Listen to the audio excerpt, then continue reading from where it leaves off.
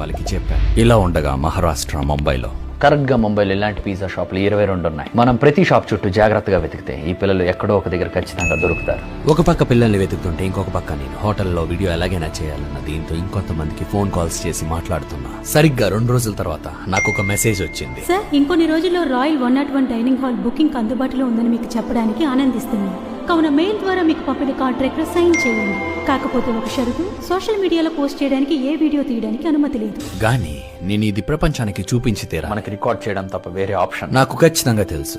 ఆ కోటలో ఉండే రాజు కూడా దీన్ని చూసి హ్యాపీ ఫీల్ అవుతారు. మొత్తానికి ప్యాలెస్ లో లంచ్ కి బుకింగ్ అయిపోయింది. నా సైడ్ నుంచి అవ్వాల్సిన ప్రిపరేషన్ కూడా మొదలైపోయింది. ప్యాలెస్ లో జరగబోయే రాయల్ భోజనానికి ఇంకా 48 గంటలు మాత్రమే ఉంది. కాకపోతే అసలైన ప్రెషర్ ఇప్పుడే మొదలైంది. ఆ పిల్లలు ఇప్పుడు ముంబైలో ఏ ఏరియాలో ఉంటున్నారన్న క్లియర్ హింట్ మనకుంది. గానీ వేరే రాష్ట్రంలో ఉన్న ఒక ప్యాలెస్ లో భోజనానికి మనతో పాటు రమ్మంటే వాళ్ళు ఎలా స్పందిస్తారో తెలియదు. ఎందుకంటే సహజంగా వాళ్ళు ఉండే ప్రాంతాన్ని వాళ్ళు వదిలిపెట్టి రావడానికి ఇష్టపడరు. ఇంకా అంతా బానే జరుగుతుంది అన్న ఆశతో ముంబై వెళ్ళడం తప్ప మనకి వేరే ఆప్షన్ లేదు. ప్రెషర్ అయితే చాలా ఎక్కువ ఉంది. నా వాచ్ కూడా నా రూమ్ లో మర్చిపోయా.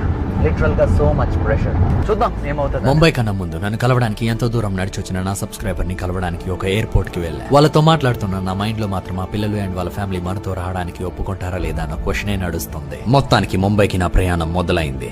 ఇంకా దాదాపు 36 గంటలు మాత్రమే ఉంది. ఇంత తక్కువ టైంలో వాళ్ళని ఒప్పించడమే ఇప్పుడు మనకున్న పెద్ద ప్రెషర్. ఒకవేళ వాళ్ళు మనతో రావడానికి ఒప్పుకోకపోతే మన ప్లాన్ అంతా ఫెయిల్ అయినట్టే. గానీ అంత బాగా జరుగుతుందన్న ఆశతో ఆ రాత్రి ముంబై చేరుకున్నా.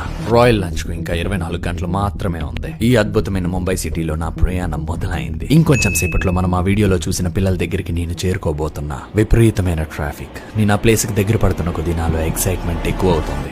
ఎట్లాస్ట్ ఆ వీడియోలో చూసిన అదే పిజ్జా షాప్ కనబడింది అండ్ దాని లోపలికి వెళ్ళా. అండ్ ఆ దగ్గరలోనే ఆ పిల్లల యొక్క ఫ్యామిలీ మెంబర్స్ ని కూడా కలిసా. ఆ వీడియో చూపించి పిల్లలు ఎక్కడుంటారు వాళ్ళని నేను కలవచ్చా అని అడిగా. ఆ 3 పిల్లల్లో ఒక అమ్మాయి మాత్రం పక్కనే ఉన్నట్టు తెలిసింది. నాకు చూడాలన్న ఎక్సైట్మెంట్ ఎక్కువ అవుతుంది.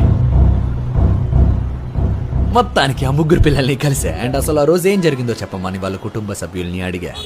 ఇచ్చిన డబ్బును దాచుకుని పిజ్జాని తినడానికి పెద్ద షాప్ లోపలికి వెళ్లారు. వాళ్ళ మురిగి బట్టలు చూసి బయటకు తోసేశారండి. మా లాంటి వాళ్ళని ఏమన్నా పర్లేదు, కానీ ఏమీ తెలియని చిన్న పిల్లల్ని అలా బయటికి పంపించడం న్యాయమా? అందరి పిల్లల్లాగే మా పిల్లలు కూడా స్కూల్ కి వెళ్తున్నారు, చదువుకుంటున్నారండి. అలాంటప్పుడు మా పిల్లల్ని బయటికి ఎందుకు నెట్టేశారు? మేం పేదవాళ్ళమనే కదండి.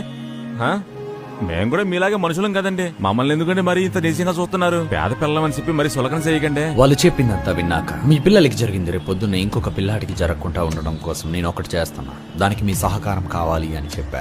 వాళ్ళు ఏ మాత్రం ఆలోచించకుండా ఒకే ఒక మాట అన్నారు. మీరు మాలాంటి పేదోళ్ళకి ఎన్నో సహాయాలు చేసినట్టు తెలిసింది. మాలాంటి వ్యక్తుల కోసం మీరు చేసే ఈ పనుల్లో మీ వెంట మేముంటాం. మీ వెనక మేము ఉండకపోతే అంతకన్నా దుస్థితి ఏమి ఉండదండి. మీరు ఎక్కడికి రమ్మన్నా మేము వస్తాం. ఈ మాటతో ఒక్కసారిగా అక్కడున్న వాళ్ళందరూ